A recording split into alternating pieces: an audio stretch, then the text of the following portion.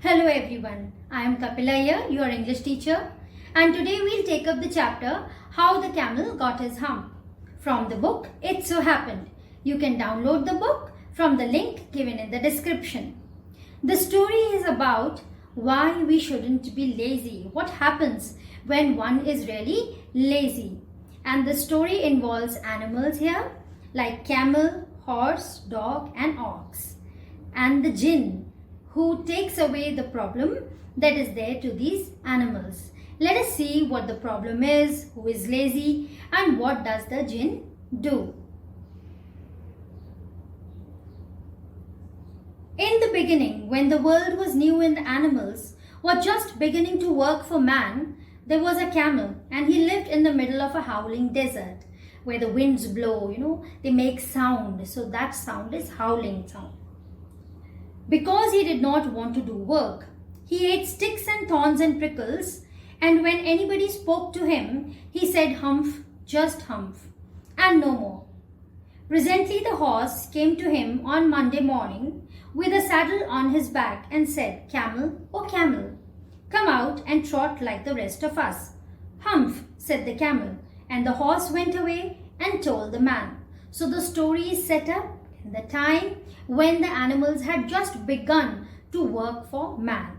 And there was a camel living in the middle of a howling desert, and that camel did not want to do any work. If anybody would say anything to the camel would just reply, humph, right? And he ate the thorns and the prickles there in the desert. So one day, the horse went and asked the camel to come and trot like them. But again, as usual, the camel replied, humph. Presently the dog came to him with a stick in his mouth and said, Camel, oh camel, come and fetch and carry like rest of us. Humph, said the camel, and the dog went away and told the man. Presently the ox came to him with the yoke on his neck and said, Camel, oh camel, come and plow like the rest of us. Humph, said the camel, and the ox went away and told the man.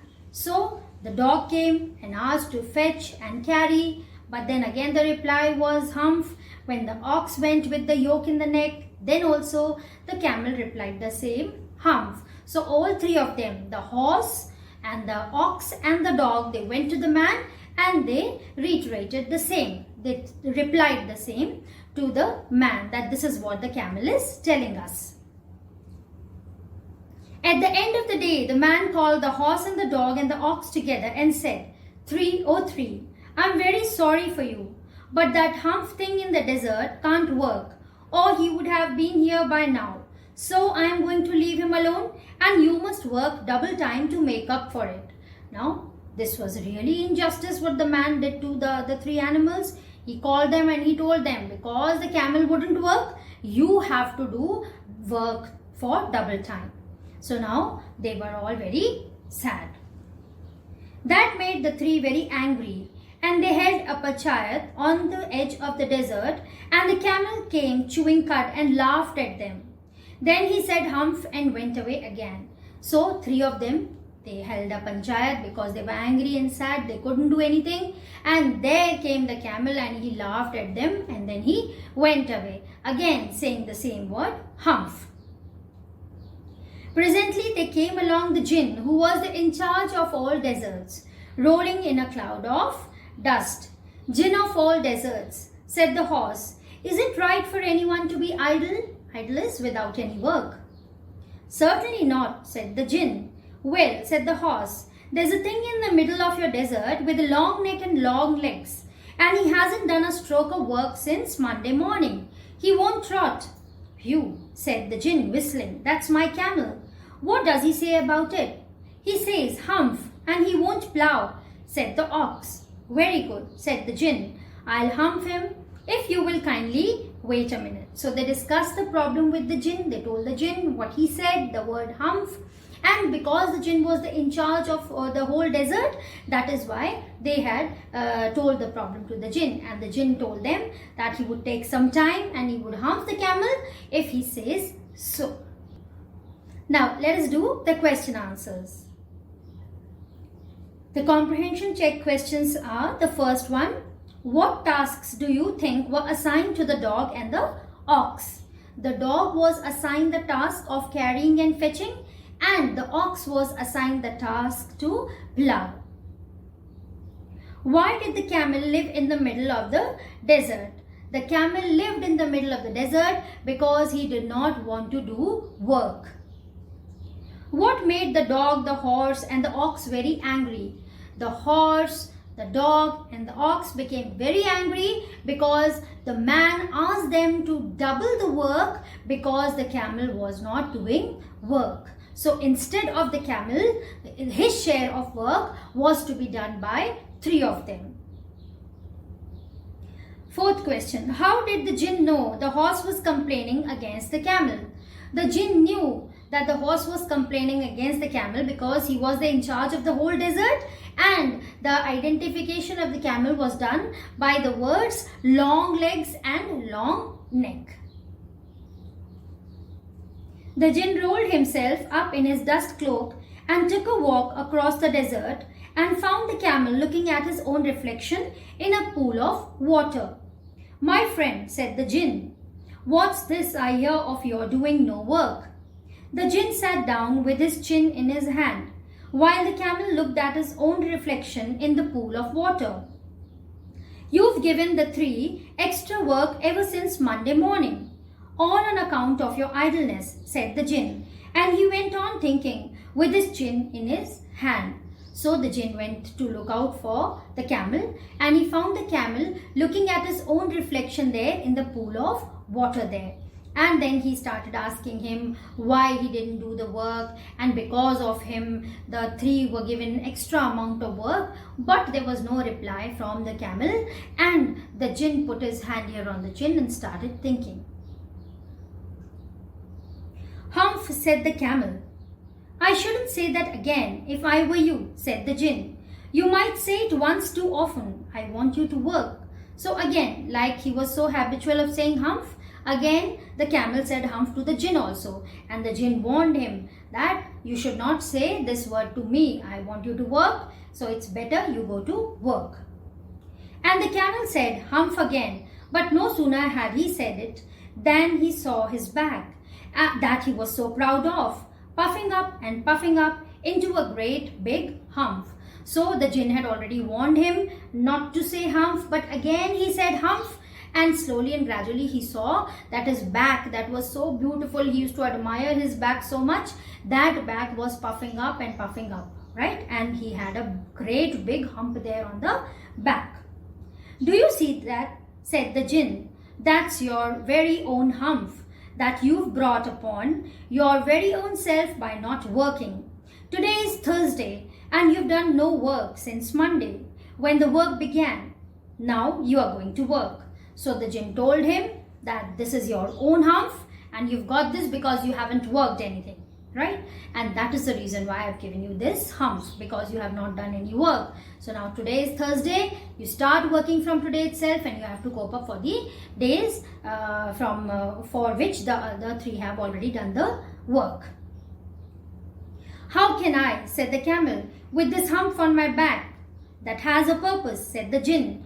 All because you missed those 3 days. You will be able to work now for 3 days without eating, because you can live on your hump. And don't you ever say, I never did anything for you. Come out of the desert and go to the tree and behave. So now the jinn told him that the hump had been given to him because of some reason. And the reason or the purpose was that because of the hump, he will be able to do the work without eating for 3 days. So he would be able to cope up. And he told him to behave properly. He instructed him that you have to behave properly. And the camel went away to join the 3. And from that day to this, the camel always wears a hump. We call it hump now, not to hurt his feelings. And he has never yet caught up with the 3 days that he missed at the beginning of the world. And he has never yet learned how to behave.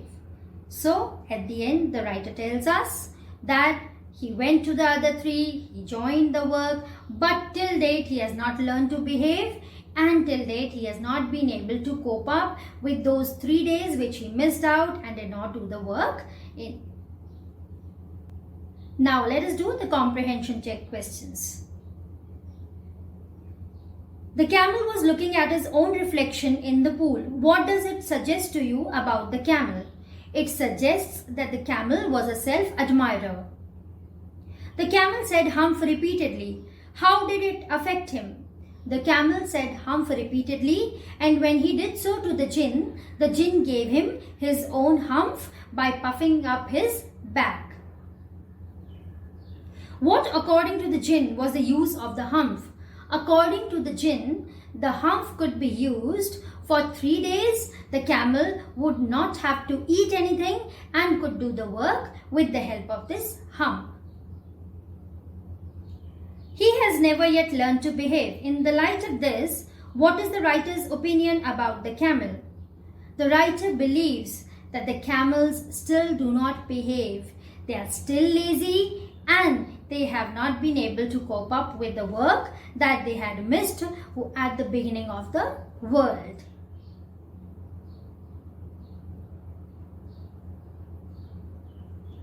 Now, let us see the exercise here. Can the story be factually true? For me, this story is completely fictitious. But if you think it is true, then you write some justification for it. That why do you think it is true? What, according to you, is the story about? Consider the following. How the world began, why everyone should do his/her share of work seriously, how animals are important to humans, and how the camel got his hump. So this story is about that each one should be doing his or her share of work in this world, because if you don't do that, then you have to suffer adversely. What did you do over the weekend? Were you generally active or idle? You'll have to write about it, what you did, because it is you are staying at home only. So write about how you spend your weekend these days. There are broadly two categories of workers: those who prefer to do today what they can do tomorrow, and those who prefer to do tomorrow what they can do today. Where do you belong? So now you have to tell the truth to your own self, whether you do your work diligently. If you can do the work today itself, do you do it today, or you leave it on the other day, that you do it tomorrow and tomorrow? And then what happens, that also you write here. Okay. That's all for now. See you in the next video.